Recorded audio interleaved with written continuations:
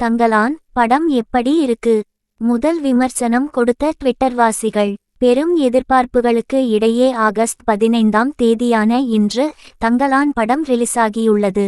காலை முதல் இப்படத்துக்கு கலவையான விமர்சனங்கள் வந்த வண்ணம் உள்ளன.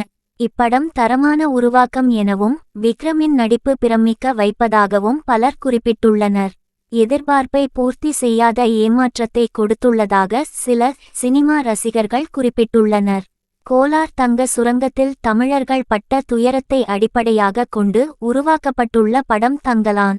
ஜிவி பிரகாஷ் இசையில் உருவாகியுள்ள இப்படத்தில் விக்ரம், பார்வதி, மாளவிகா மோகனன், பசுபதி உள்ளிட்ட பலர் நடித்துள்ளனர்.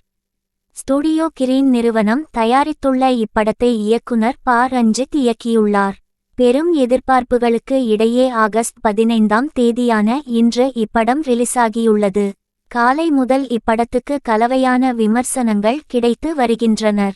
இப்படம் தரமான உருவாக்கம் எனவும் தமிழ் சினிமாவில் முக்கிய இடத்தில் இப்படம் இருக்குமென்றும் சிலர் பதிவிட்டுள்ளனர்.